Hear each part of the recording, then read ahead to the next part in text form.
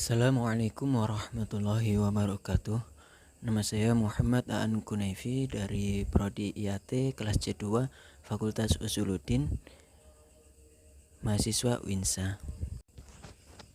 Di sini saya akan membahas sebuah buku dari Abdullah Said yang berjudul Interpreting the Quran, yang mana saya mengambil bab 2, yaitu The Context of the Debate on Interpretation. Langsung saja kita mulai. The context of the debate on interpretation. Muslim can be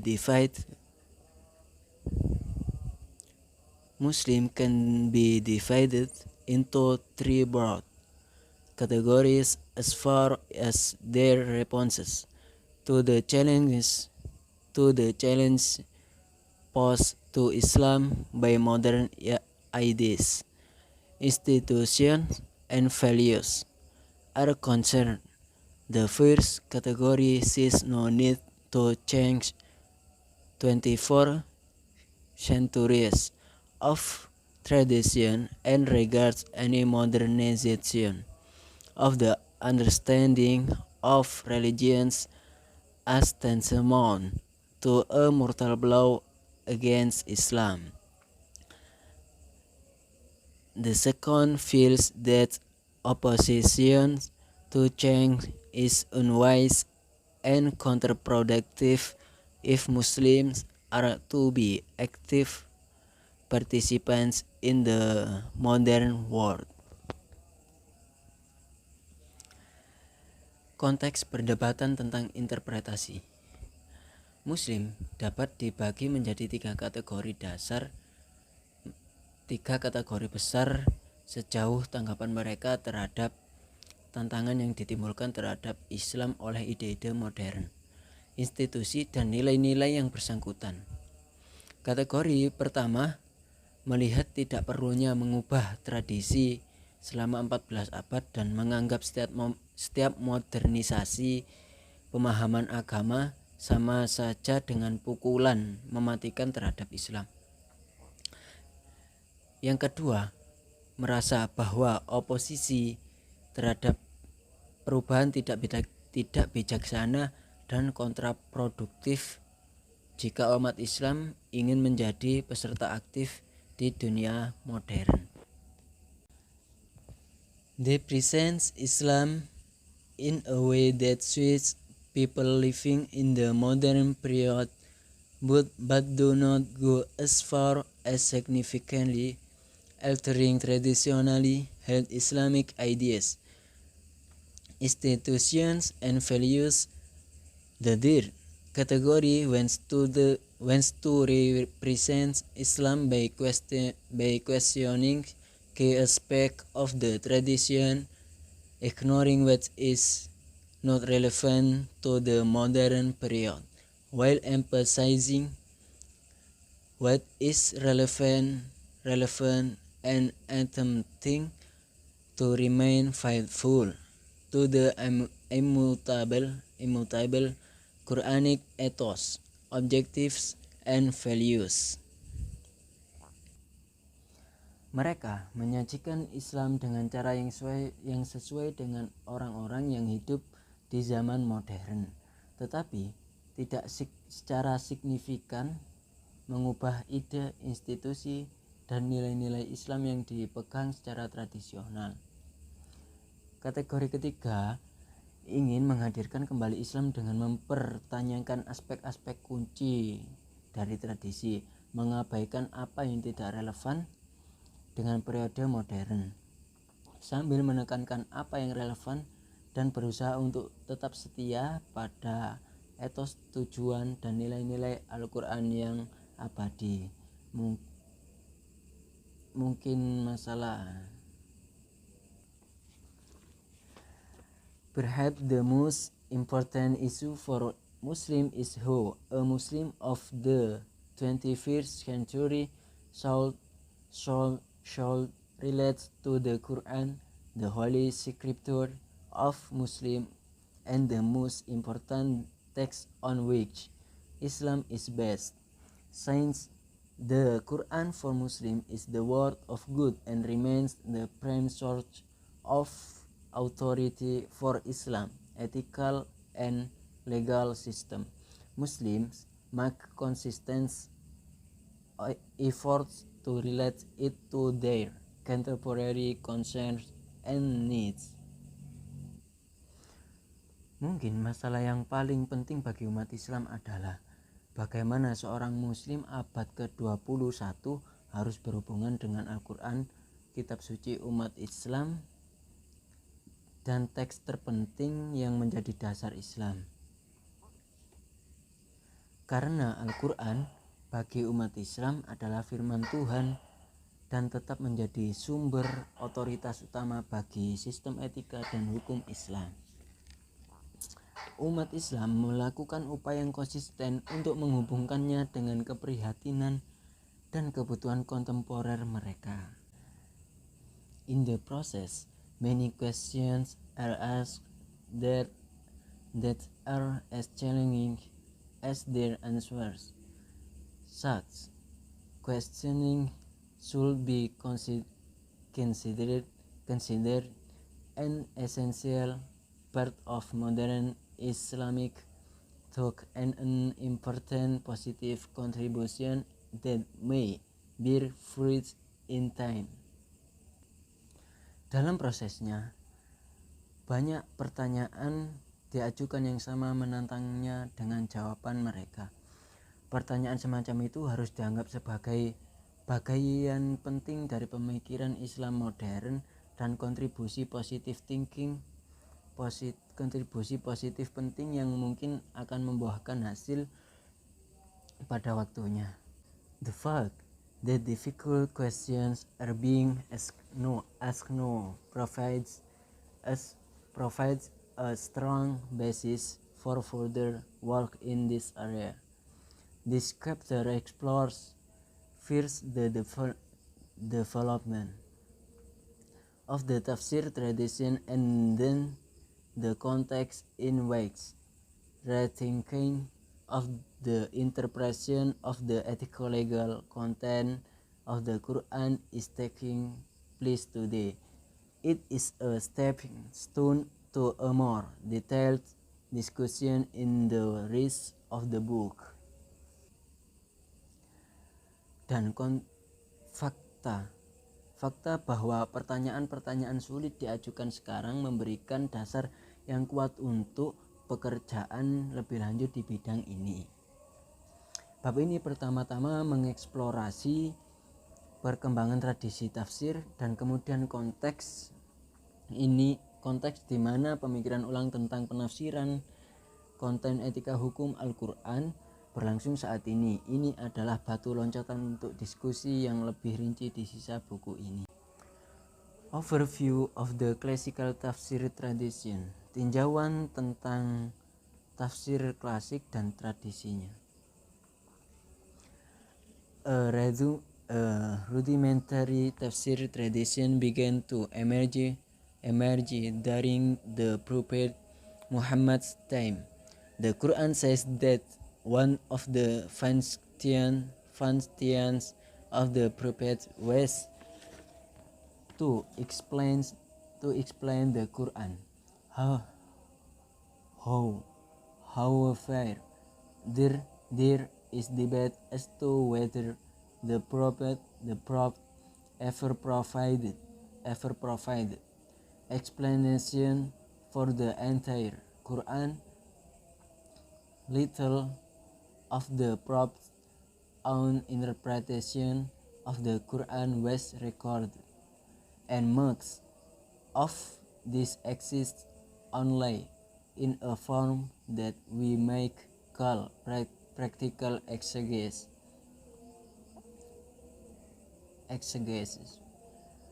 After his death, the companions played their role in explaining and interpreting the Quran.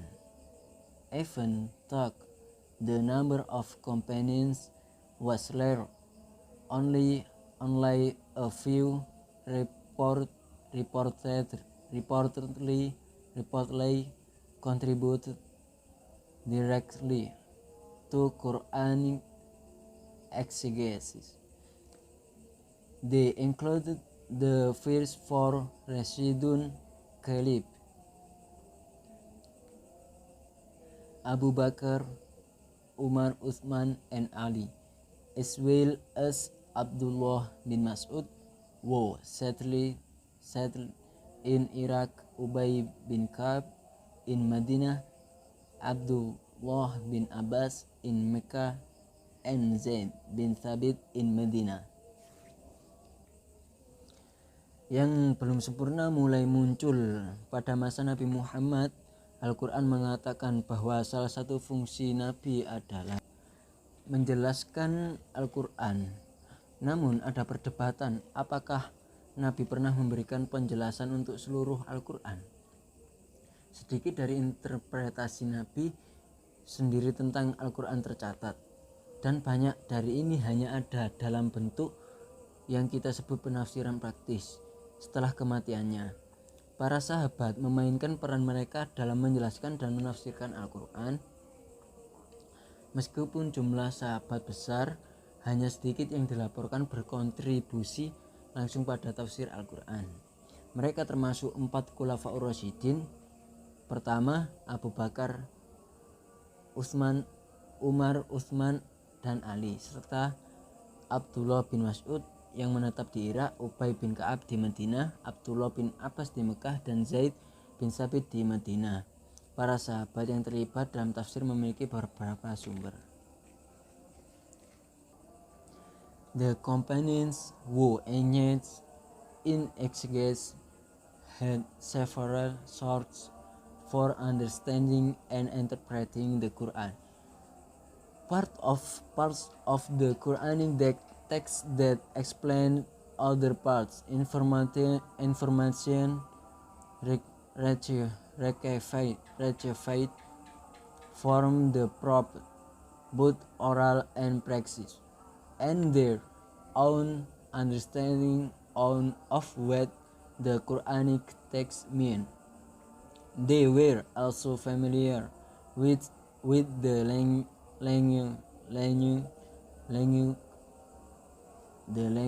of the Quran, the overall social context of the revelation, the prophet's ways of thinking, and the norms, values, and customs of the Arabs,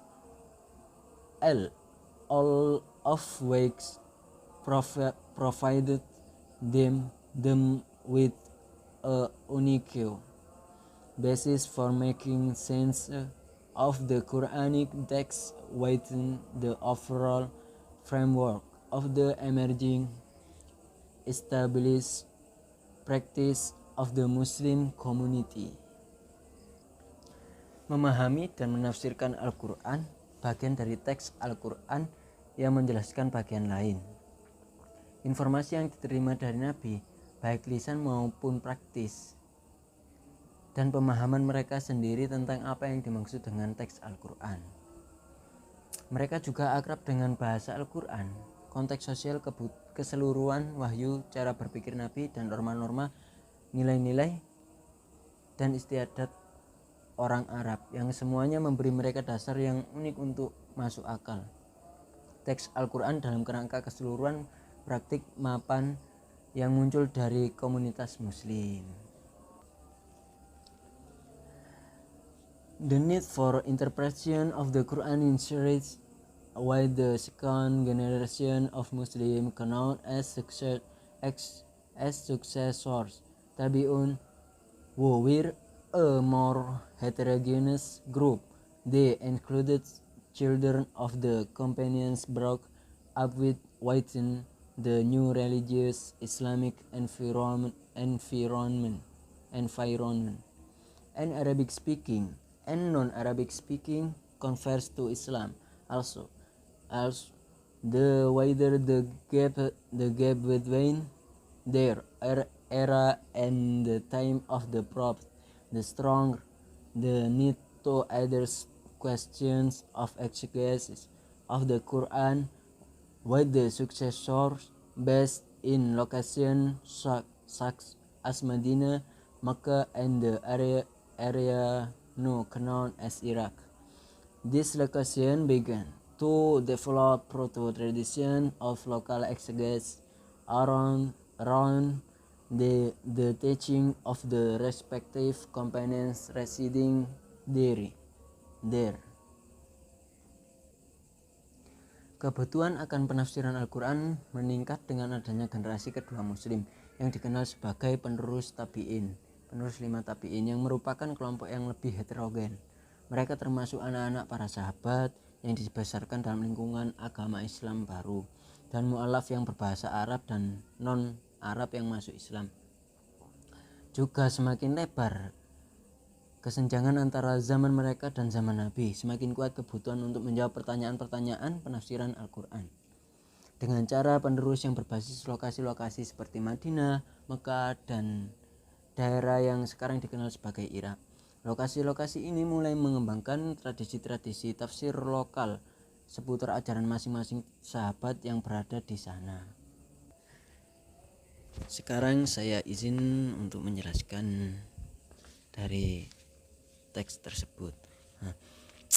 Dalam pandangan Abdullah Said yang tercatat di buku ini adalah Muslim itu dibagi menjadi 3 kategori besar yang berada dalam zaman modern ini. Kategori yang pertama adalah sebuah kelompok yang menganut tradisi dari 14 abad yang lalu. Jadi menganggap sebuah modernisasi itu adalah sebuah pukulan yang sangat berat bagi umat Islam. Dan kategori yang kedua adalah kelompok yang berpikiran bahwa jika Islam hadir di zaman modern ini itu tidak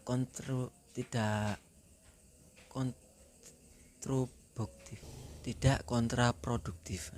Jadi kelompok ini menyajikan Islam itu di zaman modern, tapi tidak harus mengubah sebuah ide, pemikiran, nilai-nilai Islam yang ada dari zaman tradisional atau dari zaman Nabi dahulu. Dan adapun kategori yang ketiga ini adalah mempertanyakan aspek-aspek dari kunci tradisional. Jadi kelompok yang ketiga ini membuang nilai-nilai Islam yang tidak relevan dengan zaman sekarang. Seperti halnya contoh kalau dalam Al-Quran itu bahwa orang yang mencuri dipotong tangannya. Nah, kalau diterapkan dalam zaman sekarang itu tidak relevan banget. Jadi diganti mengambil inti sarinya, seperti halnya diganti dengan dipenjara yang mengakibatkan orang yang mencuri tersebut menjadi resah, jadi tidak untuk mengulangi pencuriannya. Nah, langsung kita membahas tentang pandangan tafsir Al-Quran tradisional dan tafsir klasik. Jadi Islam itu menurut pandangan seorang modern seperti penafsir modern seperti Abdullah Said, itu Islam belum sempurna sejak Nabi ada. Padahal Nabi itu adalah perannya untuk menjelaskan sebuah Al-Quran tersebut. Tapi apakah Nabi pernah menjelaskan seluruh tafsir Al-Quran? Tidak. Jadi setelah Nabi wafat, para sahabat itu berperan menafsirkan Al-Quran. Tapi sahabat itu kan banyak, jadi yang berkontribusi dalam penafsiran tersebut tidak banyak. Hanya saja yang berkontribusi adalah Khulafaur Rasyidin tersebut, Abu Bakar, Umar, Utsman, Ali, serta Abdullah bin Mas'ud, Ubay bin Ka'ab, Abdullah bin Abbas, dan Zaid bin Thabit. Jadi menurut pandangan Abdullah Said, Islam itu sangat belum sempurna kalau diterapkan di zaman modern ini tanpa perlu modernisasi. Jadi Abdullah Said menginginkan modernisasi karena zaman Nabi dan zaman modern ini tidak sama. Jikalau nilai-nilai Islam yang ada dalam zaman Nabi diterapkan dalam zaman modern ini, itu sangat tidak cocok. Jadi nilai-nilai yang tidak relevan dengan zaman sekarang itu menurut Abdullah Said dikesampingkan dulu. Bukannya harus dibuang semua, tapi digunakan sebagai pijakan untuk Islam ini lebih maju dan lebih relevan dalam zaman modern ini. Mungkin sekian dari saya. Bila ada salah kata atau salah pemahaman, mohon maaf yang sebesar-besarnya. Terima kasih. Assalamualaikum warahmatullahi wabarakatuh.